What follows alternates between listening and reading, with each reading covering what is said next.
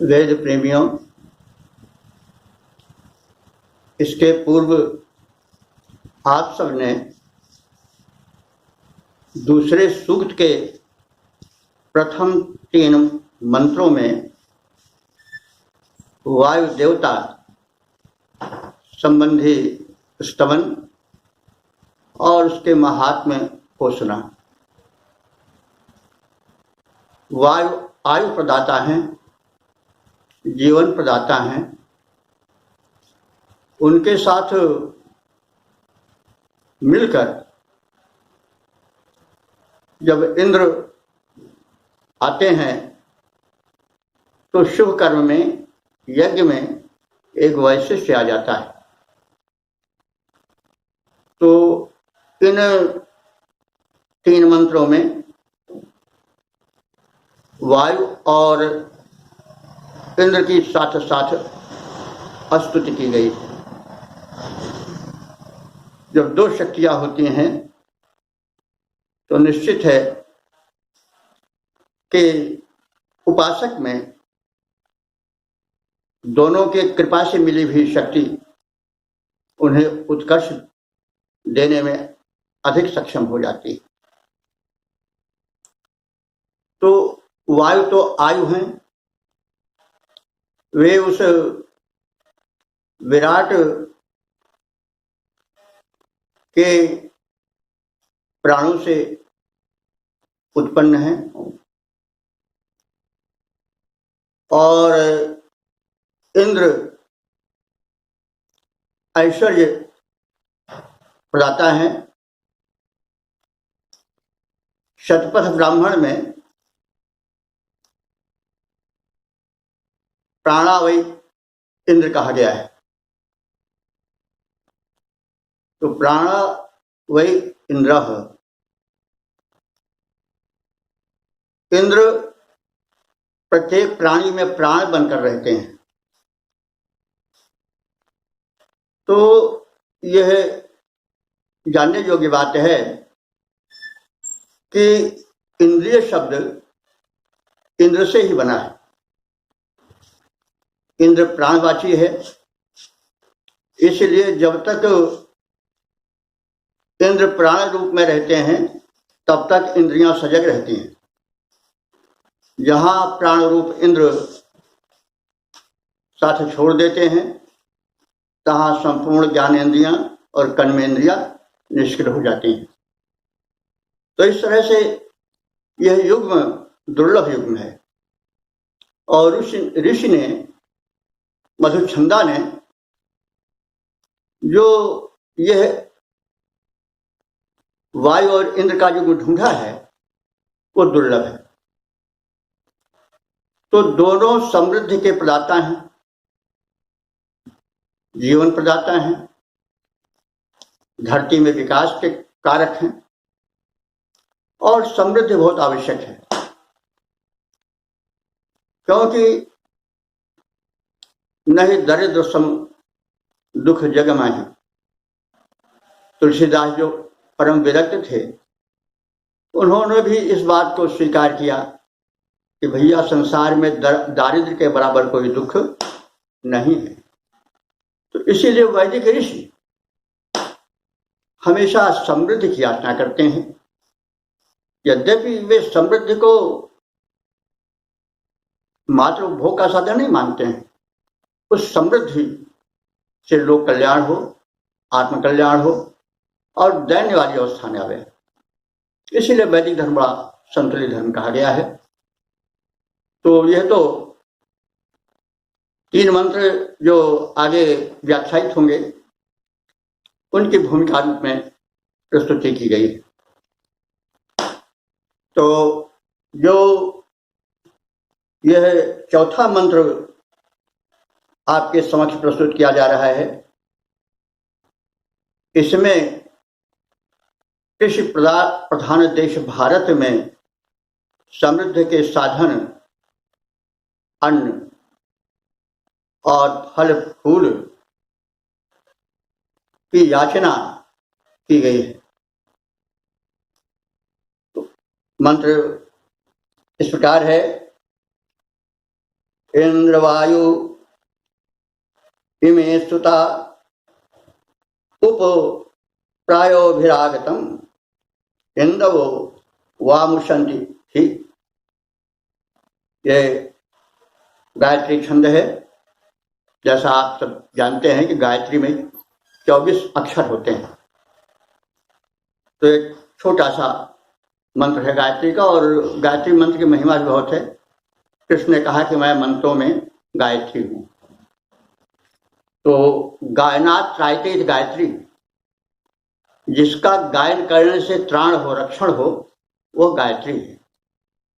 तो गायत्री तो प्राय लोग एक जो भूर्भुवः स्वः तत्सवितुर्वरेण्यम कहते हैं, यह है, लेकिन वो गायत्री एक छंद है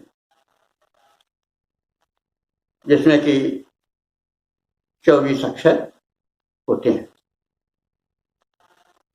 तो इंद्र वायु इमे सुता उप प्रायोभिरागतम इंदवो वामुशंति ही। इंद्र वायु, हे इंद्र और वायु देवता, आप जो हैं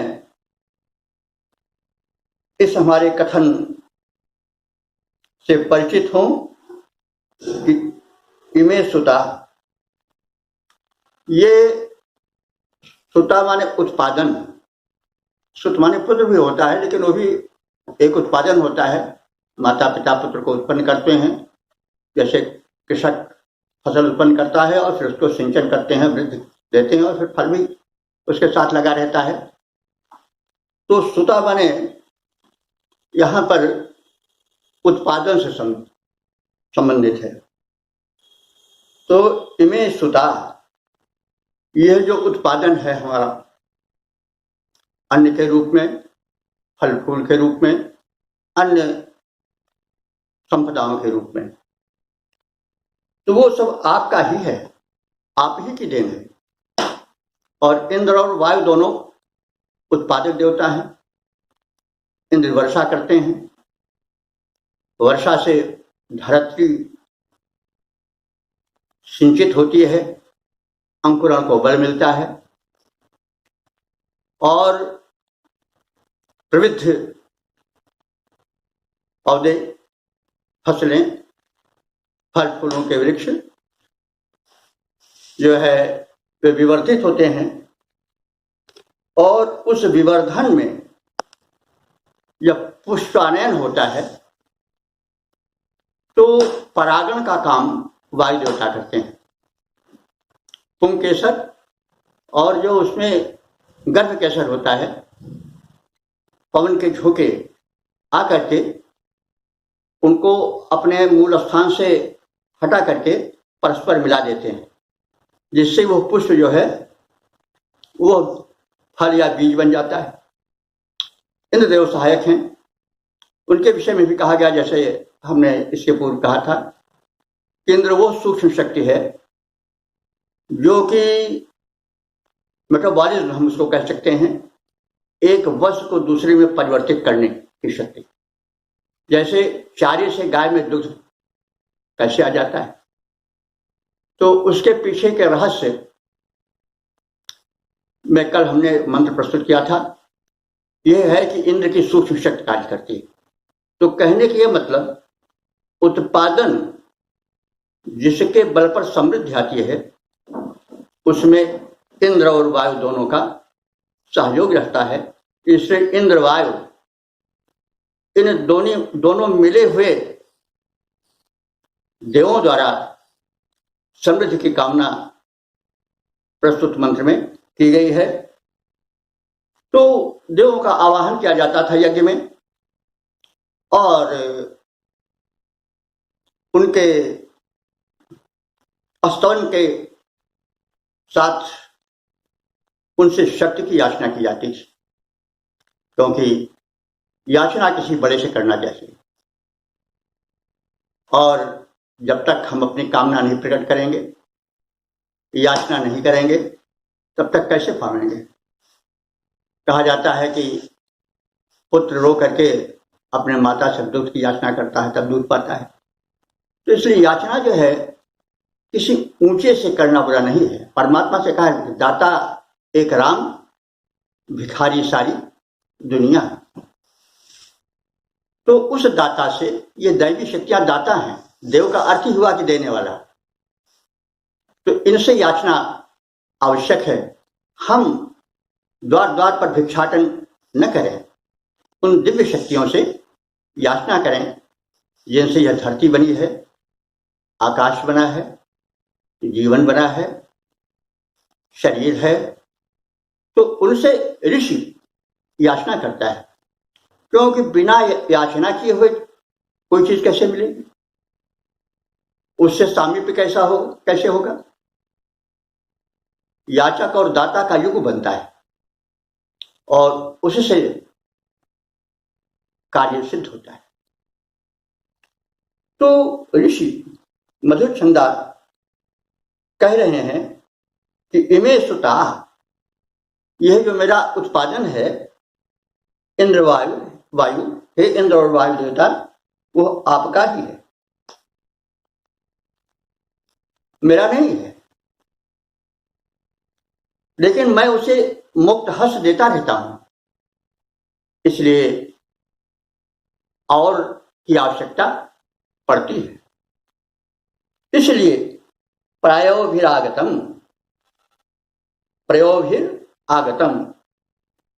प्रयोभी कहते हैं कि उत्पादों के साथ, फल फूल कृषि आदि उत्पादों के साथ, आगतम, आप आओ ताकि हम फिर और दे सकें। तो इंद्रवायु इमे सुता उप प्रयोभिरागतम,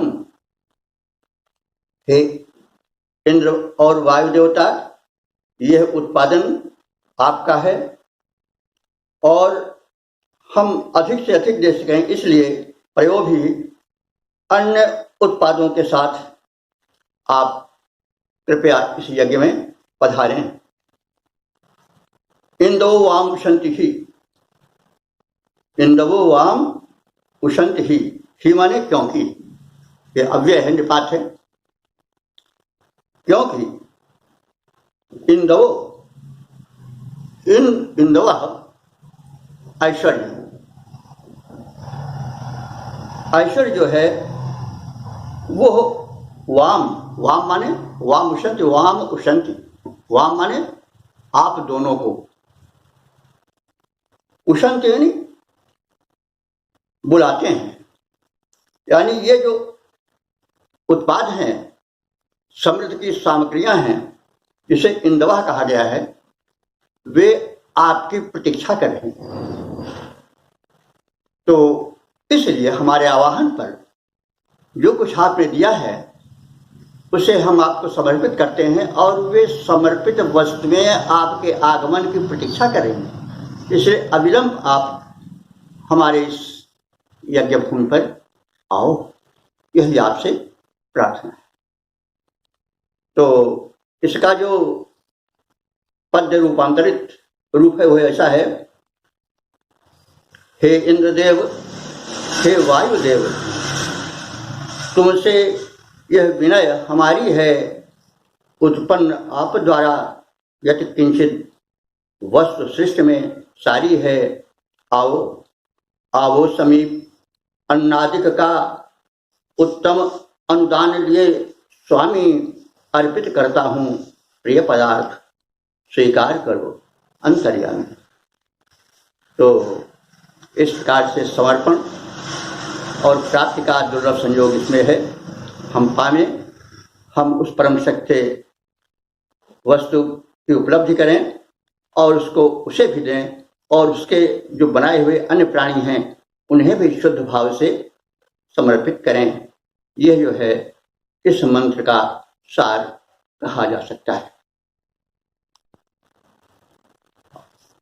सज्जनों, अगला मंत्र फिर इन्हीं दो दिव्य शक्तियों को, वायु और इंद्र को लक्षित करके कहा जा रहा है। ऋषि मधुर छंदा कह रहे हैं वायव इंद्रश्च चेत्वः वायु इंद्रश्च चेतथः सुतानां वाजनी वसु तावायातमुप द्रवत।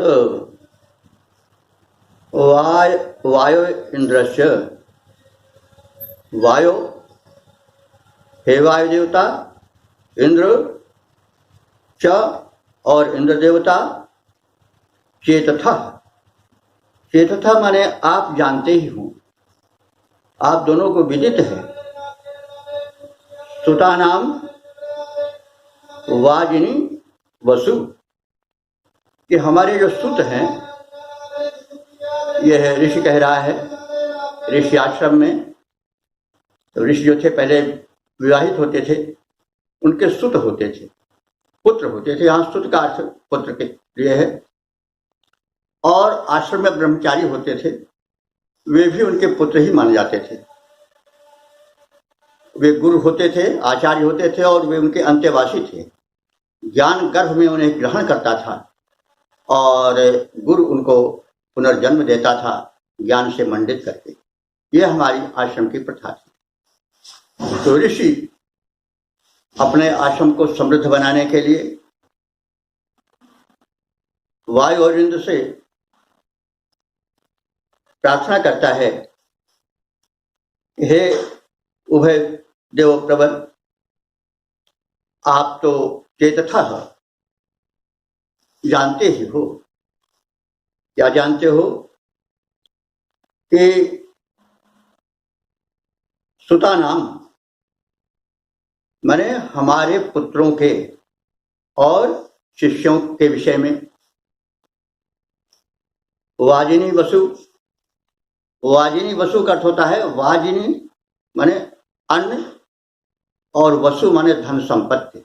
वसु धन संपत्ति के वाचक शब्द है और वाजिनी अन्नवाचक शब्द है।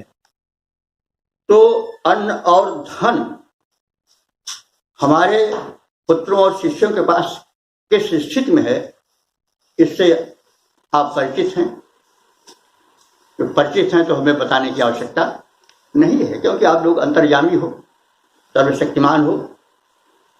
तो वायु इंद्रश्च, हे वायु और इंद्र देवता, चेतथ, आप जानते हो। क्या जानते हो? सुता नाम हमारे पुत्रों और पुत्र रूप में शिष्यों